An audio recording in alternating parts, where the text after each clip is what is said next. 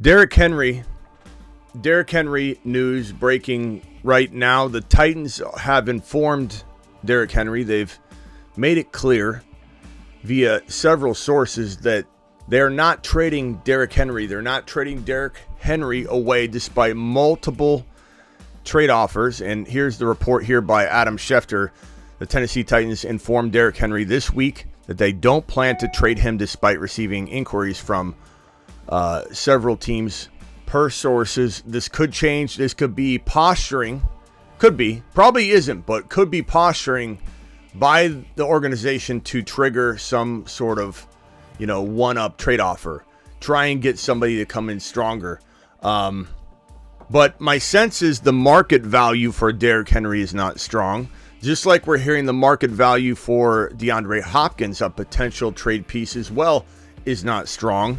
And frankly, I don't know why teams wouldn't throw a third rounder away, like the Buffalo Bills, like I hate to say it, the Dallas Cowboys, because I would not want that for Tony Pollard, but from a perspective of being an owner and trying to win a Super Bowl and trying to make a deep playoff run, these teams are absolutely out of their mind to think that Henry, even a lesser Derrick Henry, wouldn't be worth a third or even a couple, like third and fourth round picks together to try and win a Super Bowl. Because if Derrick Henry, even though he doesn't feel like he has the ability to be a 22 carry per game running back anymore, we knew that was coming, the drop off was coming, he still could impact a team like the Buffalo Bills on 10, 12 carries. He can still get you important touchdown plunges. This guy should be acquired. And maybe, again, Tennessee's trying to trigger something and initiate somebody to one-up another offer out there. But I don't know. It seems very, very bleak right now. The market does not seem there. We still got a couple days. Halloween night, Tuesday, is the trade deadline. Very limited time to see some trade action happen. I do believe we will see one or two big trades go down in the NFL. We'll see. Also, Brock Purdy news he's been cleared to play. Week 8 seems a little fishy to me. The Fantasy Football Show begins right now. Live from the FantasyFootballShow.com studios. It's the Fantasy Football Show. Live! Monday through Friday, 8 p.m. Eastern. Smitty is also live whenever news breaks. From the FantasyFootballShow.com news desk, here is your breaking news. Few things to talk about. We're going to talk about more breaking news tonight, but two specific things we're focusing on in this specific show. We won't be here super long, but we say that and then we stay longer. But Derrick Henry and Brock Purdy. Brock Purdy and Derrick Henry. You've already heard me talk in the intro. There's not a lot more to talk about. I've already covered most of it. This guy's probably, if I had to guess, not getting traded based on the reports we're seeing where the Titans have informed him they don't plan to trade him. Now, don't plan to trade him is different than, well, if the right offer comes along, somebody kicks down our door and offers us something we cannot refuse, like a second-round pick, we'll take it. Derrick Henry would help certain teams. He would not help other teams. There are very few suitors that are capable of winning a Super Bowl or going on a Super Bowl run that also need an RB. You got to understand that if you're thinking, why wouldn't any team go get him? If you don't have a playoff team, if you don't have a team that can go deep into the playoffs, you are worried about giving up draft capital for a running back that appears to be dropping off. For sure, he's not the same running back, but he's capable in certain situations. And from a fantasy perspective, there are no two better situations than one, the Baltimore Ravens, two, the Buffalo Bills. And that's going to crush the James Cook owners if for some reason it goes down. I don't think it will. Again, I think this is probably not going to happen. The Ravens would be ultra smart to go get Derrick Henry. That is the marriage that is needing to happen right here. The two sides that need to come together are the Titans and Derrick Henry's camp and the Baltimore Ravens to get this thing done. Because if this guy goes to a Baltimore Ravens situation with Lamar Jackson playing really good at this moment in time, okay, Flowers coming along, Andrews healthy, doing good things, and really a need for the RB, it's ridiculous that the Ravens aren't knocking down the door and saying, let me in. We've got to discuss this and get a deal done. And maybe they will. Maybe the Titans are playing smart hardball right here, and they're going to initiate some sort of one-up offer. You think we're kidding? You think we're coming back to the table for your 4th-round pick? No. Bring us a 3rd. Bring us whatever. I don't even know what the value is for Derrick Henry. No one really knows. I'm sure all these teams are low ball offering for Derrick Henry, and I don't blame them. But you've got very few amount of hours left to get this done. The Halloween October 31 deadline is approaching, and if teams like the Baltimore Ravens want to change the plan of not trading Derrick Henry, they better step up right now. Brock Purdy is, so we'll discuss this. If he went to Baltimore, what would his value be? That's why you're here, right? This is the Fantasy Football Show. If Derrick Henry stays put, he's exactly what he is right now. A glorified running back, too. A guy that can score a touchdown every couple of games. Maybe he throws one. It seems to be that he salvages his game with some sort of big run when defenses are worn down. He still is a truck to bring down, whether he's lost a step or not. And he's always been the kind of guy that struggled early on in his career and at certain points in his career to make things happen between the tackles and hit the hole. And the problem with a bigger running back like Derrick Henry is as he starts to slow even a little bit, hitting that hole for a plodding back that's not as good as, let's say, a Breece Hall or somebody else is built to navigate, be shifty, have a jump cut, get through a hole. He's designed to get to the hole at the same time as other defenders and plow through it. And once he gets going, he's like a freight train you can't bring down. Now, without the ability to get through the hole, you've got to creatively get him the football. And if anybody's noticed, he's done nothing between the tackles. The times where he shines and salvages his fantasy football day is when he gets the football in the flat, or he busts a run to the outside and no one's around. He starts to gain momentum, and then it's Derrick Henry of old. Freight train, everyone's like, how the hell do we tackle this like 8-foot monster? That's Derrick Henry. That's the only way Derrick Henry can be productive right now at this stage in his career. He can salvage a game or two doing that, and he can absolutely blow a whole bunch of wins for you if you're trusting him to be your between the tackle monster of old. He's not that guy anymore. He needs to be given the football in open field. He needs to be able to have opportunity to gain momentum and become a freight train. Otherwise, he doesn't have the quickness. He has the maybe the long speed that he used to have to a degree, and the ability to shed tacklers, the arm strength to stiff arm people into the ground, but he doesn't have the quickness to get into a position to even utilize those skill sets. That's the problem. That's the problem. You see it all the time with RBs his size. If you remember Eddie George was a monster. And he back then you could play for way more than 5 or 6 years. Age 27 was still in your prime. Age 28, still in your prime. 30 years old. When you turned 30, that was the age of drop off for an RB, the kiss of death. Now it's 28.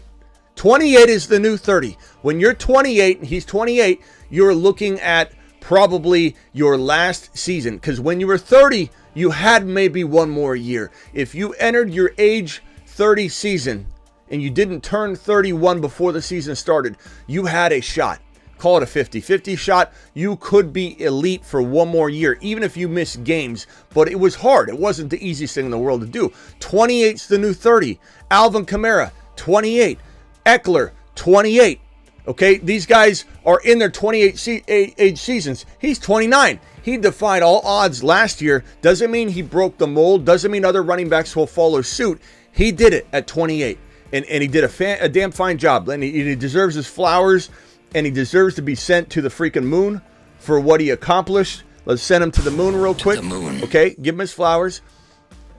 But he's going to be hard-pressed to do that. Go for it. Derrick Henry needs to be in Baltimore. If he's in Baltimore, he gets rejuvenated just a little bit. Why? Because I think they'll use him in ways that will get him into the end zone. Touchdowns are his saving grace for 2023. New environment would be his saving grace for 2023. Bad offense, bad field position, defensive game planning against him. Let's shut down Derrick Henry. That's all we got to worry about. What's the rookie going to win the game? What is Tannehill when he's in there going to win the game? No, it's stack the box. Welcome to the brick wall, Derrick Henry, which you can't get through anyway because you've lost a step. In Tennessee, he's not a good running back. In Baltimore, where you've got Lamar to shadow, you've got all kinds of quickness all over the field with Andrews cutting across the middle, Flowers just commanding more attention than one-on-one coverage because he's slippery. And then you got Derrick Henry. You can't focus just on Derrick Henry. You can't focus just on Lamar. This would be a dynamic fit that would allow Derrick Henry to get into open space just a little bit more, like I said, because if he doesn't have that, he's not doing what you want just between the tackles. This would be a match made in heaven. It sounds like it's not going to get done. The word is right here, according to Schefter, is that the Titans have informed Henry they're not trading him. If he goes anywhere, he better go to Baltimore. Buffalo would be great from a football perspective, but from a fantasy perspective, it's about half as good as going to Baltimore. Baltimore is the saving grace for Derrick Henry owners, but I hate to inform you, it doesn't feel like it's going to happen. Brock Purdy is cleared for Week 8, which is a curious case if I've ever seen one. You guys know that your boy brings a lot of medical and knowledge to the show. I've done this for 20 plus years. So I have a lot to bring to the table here, especially when it comes to concussions. We've had people on talking professionally about concussions. I feel like a lot of people speak about concussions and they don't know what the hell they're talking about. Concussions are an enigma. If anybody thinks they have a handle on concussions, they don't, because even the most versed experts in the concussion space will tell you nobody knows anything about them. You think you know what you know? You don't know. If you claim to know something very, very concrete about whether someone's susceptible to concussions moving forward, you don't know what you're talking about. We've had concussion experts speak on this that say anybody that says he's not likely to have another concussion any more than anybody else doesn't know what they're talking about, because nobody knows. And the protocol, the problem with the concussion protocol is that it doesn't determine your likelihood of suffering another concussion, your relapse, your recidivism. It doesn't talk about anything of the sort. What the protocol does is figure out if you're currently in concussion protocol. If you're not currently in concussion protocol, you can go out onto the field. But what does that mean? This guy, we keep hearing from Niner fans. In my Niner fans, I love you. I'm not trying to be negative to you guys. But we keep hearing from Niner fans who I trust they feel they have a good grasp on the situation. The reason Brock Purdy threw 2 INTs and looked so bad in the last game was because he was concussed. And if he was concussed that bad and went out onto the field and started taking more hits, remember what happened when Tua Tagovailoa got concussed, went back into the game recklessly by way of his team and coaches, sending him back out onto the field when he was concussed. It put him back a big time. He suffered another concussion. It was bad.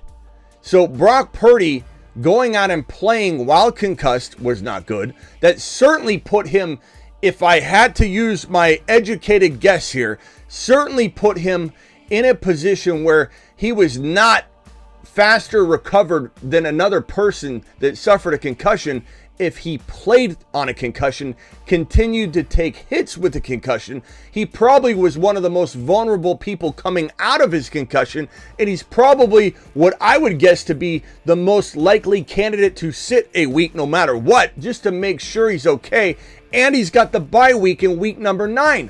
Shanahan's being reckless with their future quarterback. If he was so concussed, he threw 2 INTs and was very, very out of it, and went back into the game, took further hits to probably put himself in a more vulnerable state just because he's not in current concussion protocol, in a concussive state right now. Are you in a concussive state? No, I'm not. You're not? Okay, he's not. Get on the field. It's reckless. Shanahan is reckless with his own players, and he continues to hurt them through ways and means like this. Sending Brock, they got a bye week in week 9.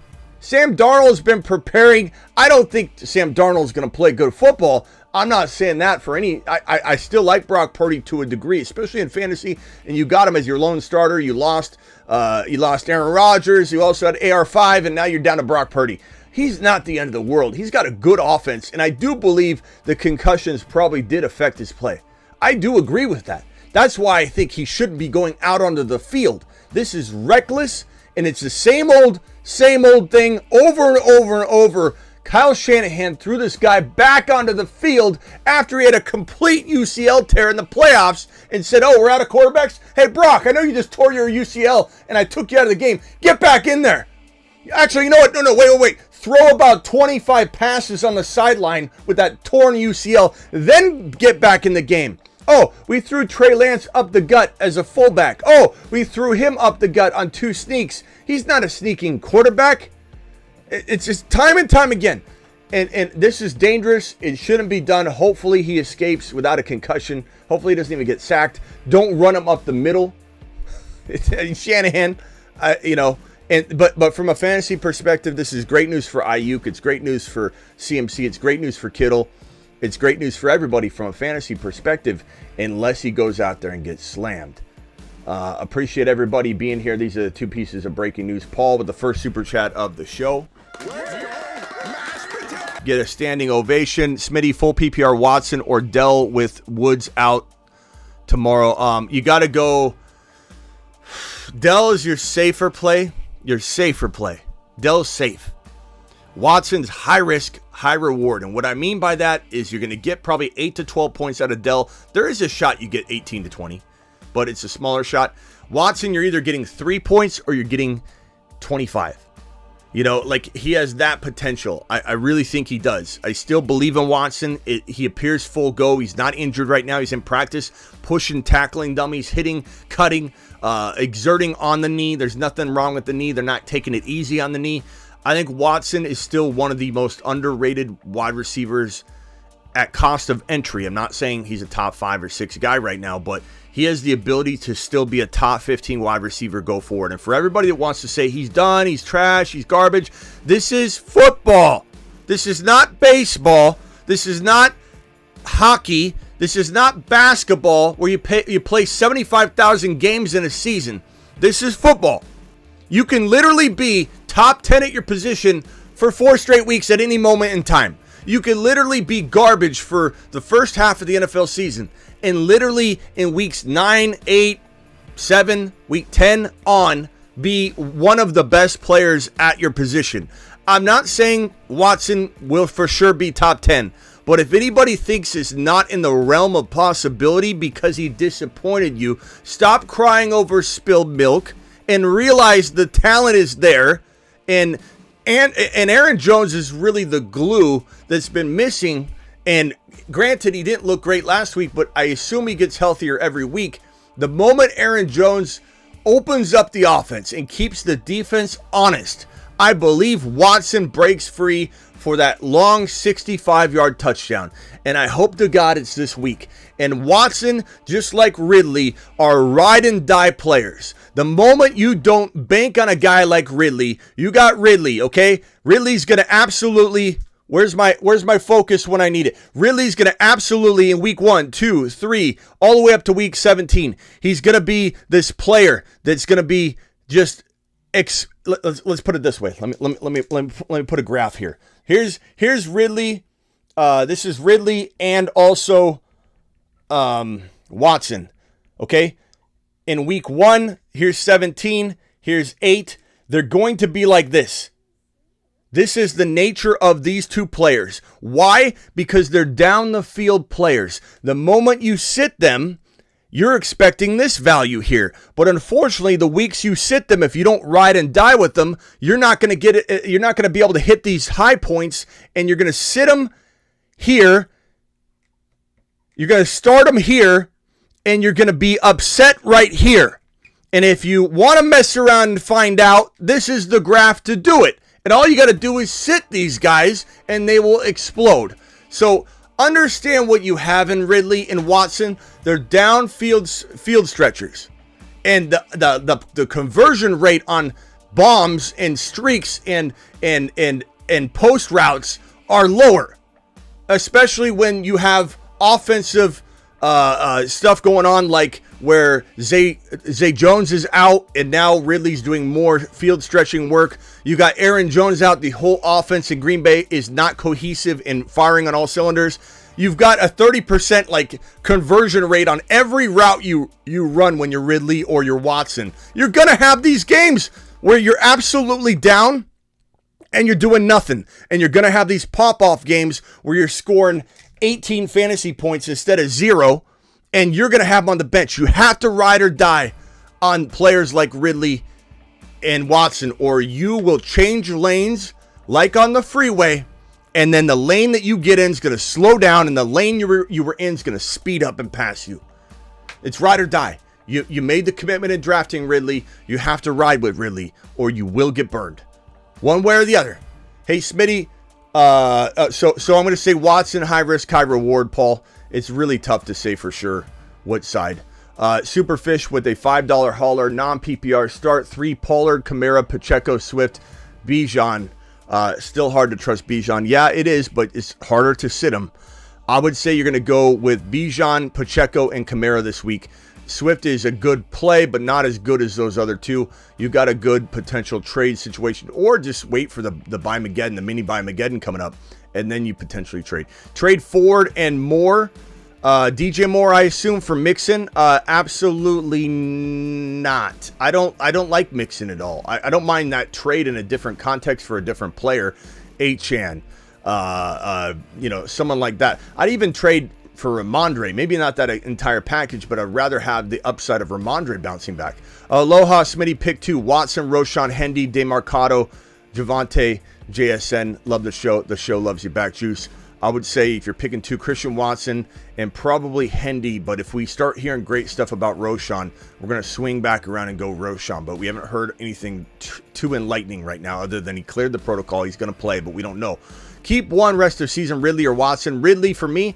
Ridley's still a top 12 wide receiver to me. And you can think I'm riding the train until the wheels fall off, until the train derails. I'm not. This is an honest assessment without having emotions involved and understanding that he's running those routes that aren't converting when the pass is deflected. Pass interference.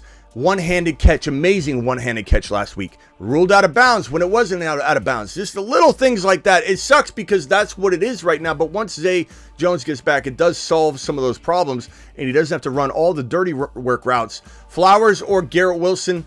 Give me this week. I think Garrett Wilson and Flowers are pretty darn close. So almost coin toss. But I lean Garrett Wilson. I think Garrett Wilson's one of the best buy low wide receivers walking into the remaining part of the season. I think Ridley's one. I'm going to do a video on that potentially tonight. 7-0, trying to trade a 1-16. My Kamara, Waller, Zay Flowers for CMC.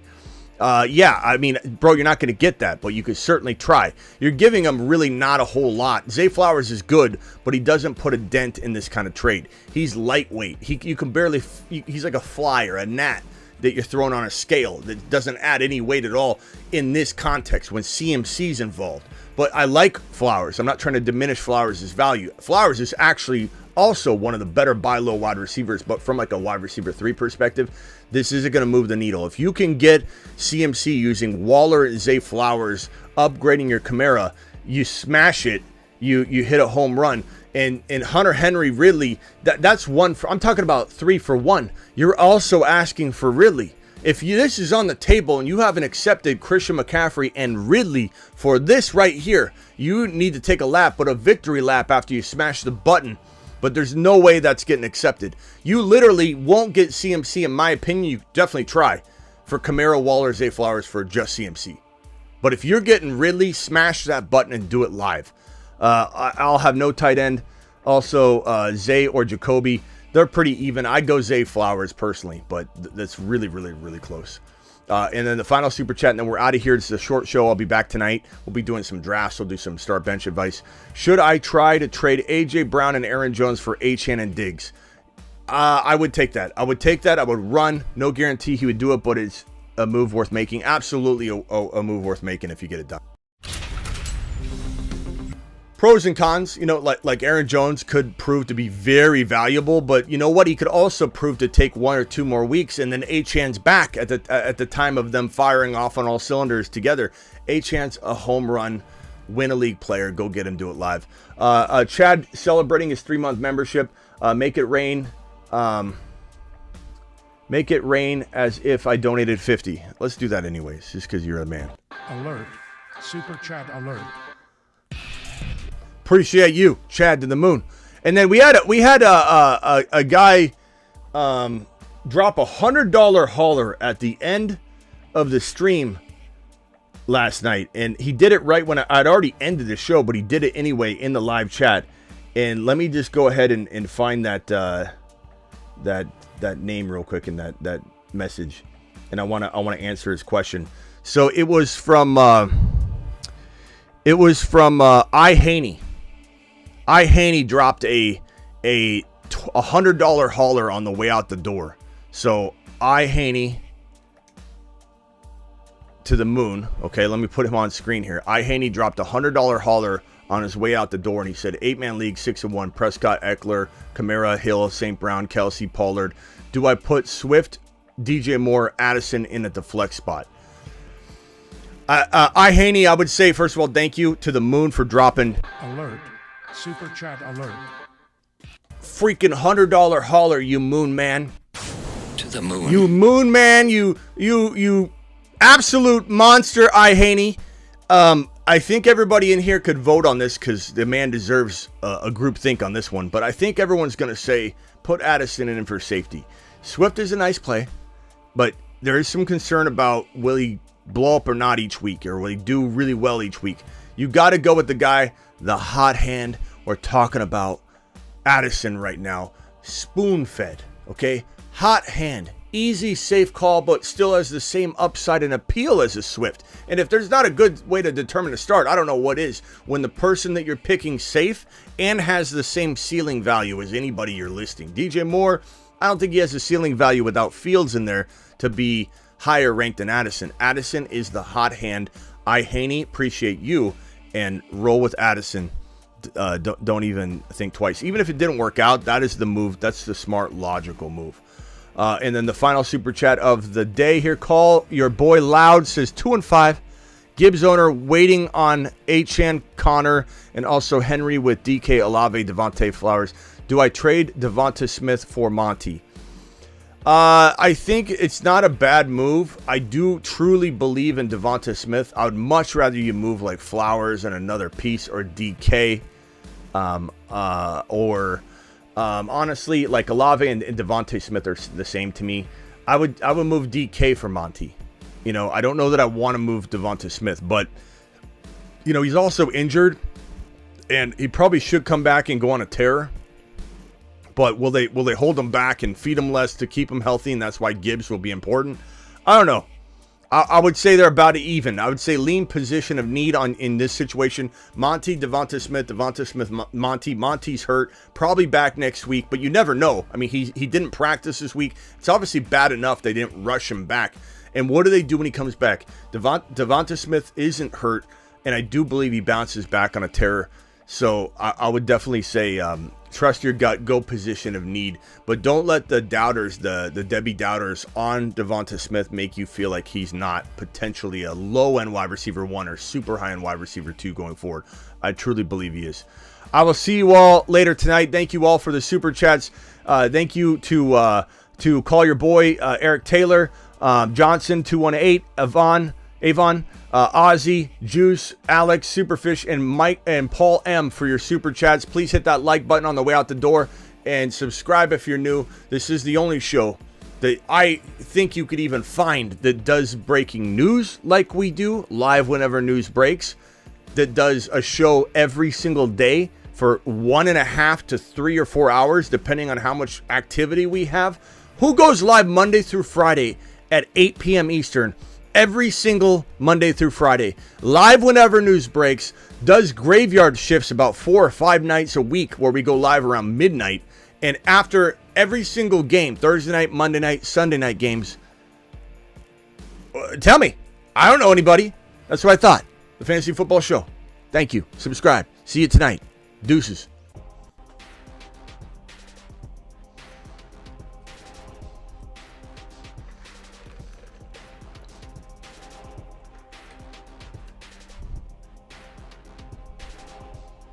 See you all tonight. We'll be drafting tonight on Underdog Fantasy, promo code Smitty. I'm going to drop the link right now in the live chat. Please hit that link right this very second and subscribe if you're, or sign up if you've never signed up before. because I'm going to pin it right now in the live chat. Pinned it. There it is. Because they'll match up to $500 in your first deposit at Underdog Fantasy. We'll be drafting live tonight, doing Week 8 drafts for just Week 8.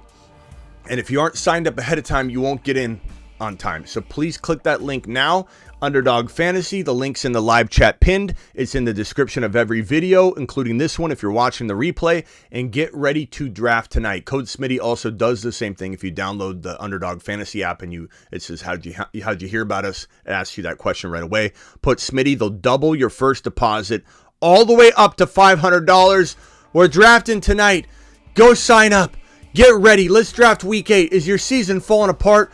I got great news for you. You can start over with a Week 8 contest, and they may even open up another, I'm not positive, I'm hoping, a resurrection draft where it's like week 8 on, week 9 on, not Week 8, week 9 on, week 10 on, where you just play the remainder of that season and they do a best ball for that. It's so fun. So, and the higher lows are amazing. So please go do it live. Click the link. See you all tonight.